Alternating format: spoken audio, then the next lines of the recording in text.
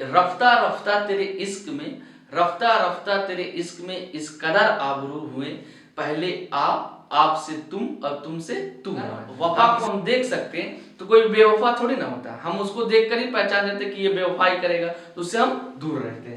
अब हम देखते हैं संज्ञा के परिभाषा को। संज्ञा किसे कहते हैं उसको देखते हैं। देखिए, संज्ञा किसी व्यक्ति, वस्तु, स्थान या भाव के नाम को संज्ञा कहते हैं। जैसे लड़का, मोहन, कार, दिल्ली, प्रेम आदि। यानी किसी व्यक्ति, वस्तु, स्थान के नाम को संज्ञा कहते हैं। क्या है? जैसे लड़का, लड़की, मोहन, सोहन, कार, दिल्ली, प्रेम, घृणा, ये सब क्या है? नाउन यानी संज्ञा है। ये सब क्या है? संज्ञा है।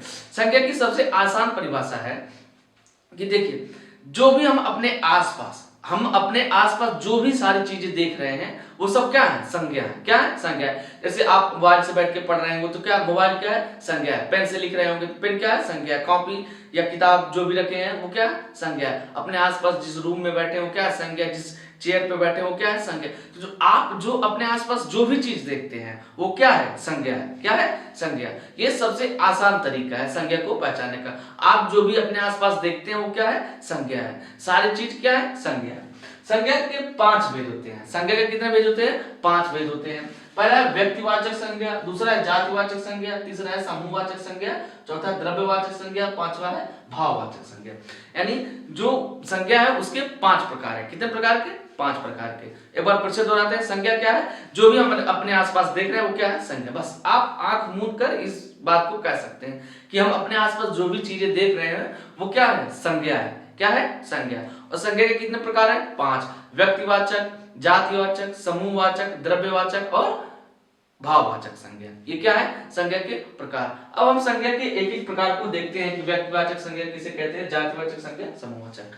देखिए, हम जो चीज बोलते हैं, जो भाषा, जो शब्द, जो चीजें बोल रहे हैं, उन्हीं चीजों को मिला जुला कर ये जो हम विकारी या विकारी शब्द पढ़े हैं उनके प्रकार हैं उसी में रख दिया गया है। जैसे संज्ञा, सर्वनाम, क्रिया, क्रिया विशेषण और समुच्चय बोधक, संबंध बोधक, विस्मय आदि, इन्हीं में सारे शब्दों को रख दिया गया, उसको बांट दिया गया है ताकि पढ़ने में, समझने में आसानी हो। अगर उस प्रकार में ना बांटा गया होता तो शायद पढ़ना और समझना कुछ कठिन हो जाता। ठीक है, तो वो चीजें आसान हो जाती है अगर हम उसको बांट के रख देते हैं। तो आइए हम एक एक चीजों को संज्ञा के प्रकार में हम 5 प्रकार देखे हैं। पहला प्रकार है हमारा व्यक्तिवाचक। क्या है? व्यक्तिवाचक। जैसे कि नाम से यह स्पष्ट है, व्यक्ति यानी किसी एक व्यक्ति के बारे में बताया गया। जैसे जिस शब्द से किसी एक ही वस्तु या व्यक्ति का बोध हो। यहाँ पे ध्यान देने वाला है कि किसी एक ही वस्तु या व्यक्ति, किसी एक ही वस्तु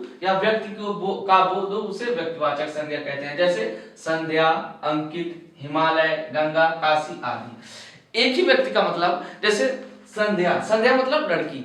अब संध्या कोई एक ही होगी, ठीक है, संध्या कोई एक ही होगी, भले नाम कई लोगों का है लेकिन संध्या किसी एक को दर्शाएगा। अंकित भी किसी एक लड़के को दर्शाएगा। हिमालय केवल दुनिया में एक ही हिमालय है तो वहां एक ही की बात होगी।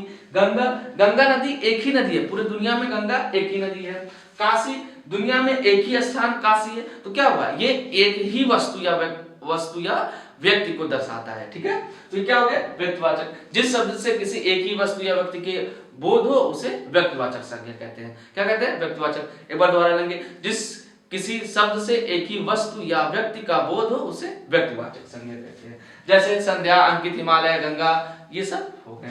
दूसरा हमारा आता है जातिवाचक। क्या? जातिवाचक। जैसे जिस शब्द से किसी व्यक्ति या वस्तु के समस्त जाति का बोध हो उसे जातिवाचक कहते हैं। क्या कहते हैं? जातिवाचक। यानी किसी व्यक्ति या वस्तु के पूरे जाति का, यानी एक शब्द से उस पूरे जाति का संबोधन हो, उस पूरे जाति का प्रकट हो। जैसे हम जाति सामान्य अर्थ में लेते हैं ना कि एससी, ओबीसी, जनरल। अब जनरल कह देते हैं तो जनरल में जितने भी जाति हैं सब आ जाते हैं। ओबीसी कह देते हैं, जितने ओबीसी में जातियां सब आ जाती हैं। ठीक उसी प्रकार जैसे हमने कह दिया लड़का। क्या कह दिया? लड़का। अब लड़के में जितने सारे लड़के हैं सभी लड़के आ जाएंगे। औरत, औरत में जितने सारी औरत हैं, जितनी महिलाएं हैं सभी महिलाएं आ जाएंगी। ठीक है, नदी, नदी में दुनिया में जितनी भी नदी है सभी नदी आ जाएगी। पर्वत, दुनिया में जितने पर्वत हैं सभी पर्वत आ जाएंगे। हिमालय, एंडीज, रॉकी, ये सब पर्वत आ जाएंगे। जानवर, जानवर में सभी जानवर आ जाएंगे। पक्षी, पक्षियों में भी सभी पक्षी आ जाएंगे। ठीक है, जो व्यक्ति और जातिवाचक संज्ञा है इसमें थोड़ा सा अंतर है। व्यक्तिवाचक क्या करता है, किसी एक ही व्यक्ति की बात करता है, लेकिन जो जाति है उस व्यक्ति के पूरे व्यक्ति की बात, यानी उस व्यक्ति की पूरे जाति का बोध कराता है। ठीक है, उस पूरे व्यक्ति के जाति का बोध कराता है। फिर उसके बाद आता है समूह, समूह वाचक। समूह से पता चला है ना कि भीड़ भाड़। जैसे जिस शब्द से किसी व्यक्ति या वस्तु के समूह का बोध हो उसे समूहवाचक संज्ञा कहते हैं। जैसे सभा, भीड़, सेना, गट्ठर आदि। जहां सभाएं होंगी वहां तो एक दो लोग रहेंगे नहीं, कम से कम 10, 15, 20 लोग रहेंगे, तो वहां समूह दिखा रहा है। क्या दिखा रहा है, समूह। अब है भीड़, भीड़ में भी एक लोग तो रहेंगे नहीं, दो लोग रहेंगे नहीं, चार लोग रहेंगे नहीं, चार लोगों को भीड़ कहा नहीं जाएगा, कम से कम 10, 15, 20 लोग रहेंगे, उसको भीड़ कहा जाएगा। और 10, 15 लोग क्या हो जाएगा, समूह हो जाएगा, उसको क्या कहेंगे, समूहवाचक। सेना, अब सेना में तो एक सेना है नहीं, उसमें हजारों सेना रहती है, लाखों सेना रहती है, तो क्या कह रहा है, समूह को दिखा रहा है। क्या कह रहा है, समूह को। गट्ठर, अब गट्ठर हम किसी भी चीज का गट्ठर बनाएंगे, तो मान लीजिए हम लकड़ी का गट्ठर बनाए, तो लकड़ी के गट्ठर में एक लकड़ी रहेगा नहीं, बहुत सारे लकड़ी रहेंगे, तो क्या कर रहा है, वो समूह दिखा रहा है। तो क्या हो गया, समूहवाचक। क्या हो गया, समूहवाचक। फिर से दोहराते हैं। पहला है व्यक्तिवाचक। व्यक्तिवाचक जिस शब्द से किसी एक ही व्यक्ति या वस्तु की बोध हो, एक केवल एक ही व्यक्ति या वस्तु का बोध हो। जैसे अंकित, संज्ञा, संध्या, हिमालय, गंगा, यहाँ एक व्यक्ति की बात हो रही है। दूसरा है हमारा जातिवाचक। जातिवाचक जिस शब्द से किसी वस्तु या व्यक्ति के समस्त जाति का बोध हो। जैसे लड़का, अब लड़का हम कहते हैं तो सारे लड़के आ जाएंगे, औरत सारी औरतें आ जाएंगी, जानवर सभी जानवर आ जाएंगे, तो क्या उस पूरे जाति का बोध करा रहा है। फिर आता हमारा तीसरा समूहवाचक। समूहवाचक जिस शब्द से किसी व्यक्ति या वस्तु के समूह का बोध हो। क्या, समूह का बोध हो, उसे क्या कहेंगे, समूहवाचक। जैसे भीड़, सेना, गट्ठर, सभा, ये सब क्या रहा है, समूह दिखा रहा है। यहाँ पे 10 लोग, 15 लोग, 20 लोग रहेंगे, अपना एक समूह रहेगा, उसको क्या कहेंगे, समूहवाचक संज्ञा। ठीक है, एक बार दो बार इसको वीडियो को रोक के आप दोहरा लीजिए, जितना बार दोहराएंगे वो चीजें याद हो जाएगी। ठीक है, कहा जाता है ना, revision is the key of success, यानी सफलता का जो कुंजी है वो रिवीजन है, यानी दोहराना। जितना बार हम चीजों को दोहराएंगे उतना क्या होगा, हमें चीजें याद होती हैं। अब लोग कहते हैं कि अरे एक बार याद करते हैं और फिर भूल जाता है। हम भूलते क्यों हैं, क्योंकि हम उससे दूर हो जाते हैं। हम किसी को क्यों भूलते हैं, क्योंकि हम उससे जब दूरियां बढ़ जाती है तो हम लोगों को भूल जाते हैं। तो आप पुस्तकों से, किताबों से जो चीज आपको याद रखेंगे उनसे दूरियां ना बढ़ाएं, उसको बार बार मिलते रहिए उससे, तो क्या होगा, वो दूर नहीं होंगी, उसको हम भूलेंगे नहीं। ठीक है, तो इसको बार बार दोहरा लीजिए। ठीक है, अब हम देखते हैं अगला प्रकार। अब हम देखते हैं द्रव्यवाचक संज्ञा। द्रव्यवाचक संज्ञा, द्रव्य मतलब क्या होता है, पदार्थ। द्रव्य मतलब पदार्थ, यानी वे शब्द जिनसे किसी पदार्थ का बोध होता है उसे हम द्रव्यवाचक कह सकते हैं। और भी जिस शब्द से माप तौल वाली वस्तु का बोध हो उसे द्रव्यवाचक कहते हैं।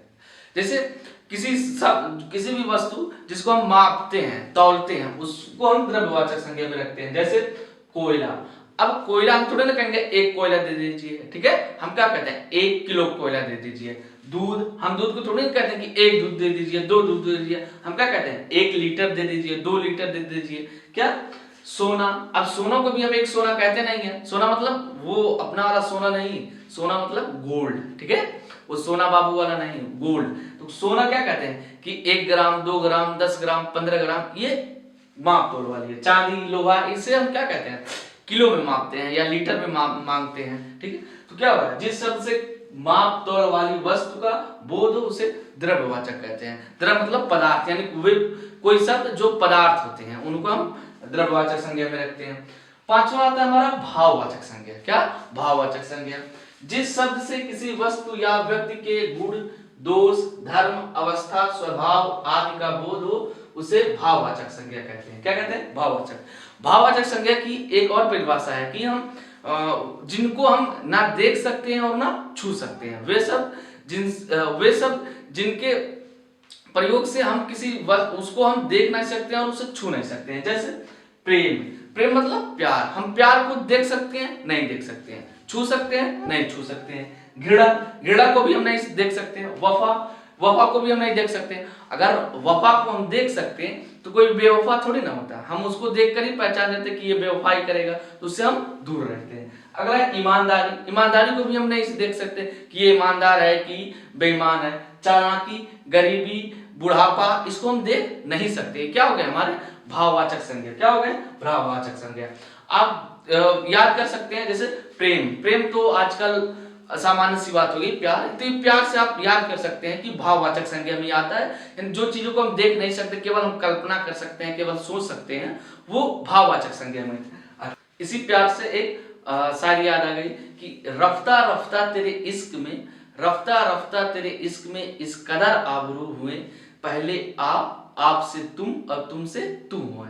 हम किसी से पहली बार मिलते हैं क्या कहते हैं? आप कहते हैं, फिर दोबारा मिलते हैं तो तुम कहते हैं, फिर धीरे धीरे जब ज्यादा करीब हो जाते हैं तो क्या कहते हैं? तू कहते हैं। ठीक है, पहले आप से तुम और तुमसे तू हो गए। ठीक है, तो इन सब के चक्कर में मत पड़ना। ठीक है, ठीक है, किसमें आता है? भाववाचक संज्ञा में। फिर देखिए विभिन्न व्यक्तिवाचक, जातिवाचक, क्रिया विशेषण या क्रिया विशेषण आदि में ई, त्वय, ता, पन, हट, वट, पा इत्यादि का प्रयोग करके हम उसे भाववाचक संज्ञा बना सकते हैं। जैसे ई का प्रयोग करके हमने लड़ाई बना दिया, लड़ने में ई का प्रयोग करके लड़ाई, त्वय, बंधुत्वता, मनुष्यता, पन, अपनापन, गांधीवाद आदि इसका प्रयोग करके हम भाववाचक संज्ञा बना सकते हैं। ठीक है, भाववाचक संज्ञा क्या है? जिनको हम ना देख सकते हैं ना छू सकते हैं, वो क्या हो गया हमारा भाववाचक संज्ञा। ये सामान्य सी परिभाषा हो गई, और ये तो आप परिभाषा देखते ही हैं। ठीक है, जैसे प्रेम, घृणा और ईमानदारी, बेवफाई, ये सब क्या है? ये हम देख नहीं सकते, इसको हम केवल कल्पना कर सकते हैं, बातचीत कर सकते हैं, ना हम देख सकते हैं ना ही छू सकते हैं। ये हो गया हमारा संज्ञा के प्रकार। ठीक है, क्या हो गया? संज्ञा। अब हम अगले पार्ट में हम विशेषण देखेंगे, एक एक पार्ट में हम एक एक की परिभाषा देखेंगे, जिससे वीडियो छोटा बनेगा और आपको भी पढ़ने में आसानी होगी। ठीक है, और इसी तरह से वीडियो देखते रहिए और अपने आसपास लोगों को भी बताइए, उनके पास शेयर कीजिए कि यहाँ पे सभी सब्जेक्ट को पढ़ाया जा रहा है अच्छे से, और तुरंत ही उसको हम याद कर लेंगे। ठीक है, जो भी चीज हम पढ़ाएं उसको आप एक बार रिवीजन कर लीजिए, एक बार फिर से सारी चीजों को दोहरा लीजिए, तो उससे याद रहेंगे। ठीक है, मिलते हैं नेक्स्ट वीडियो में, तब तक के लिए जय हिंद, जय भारत।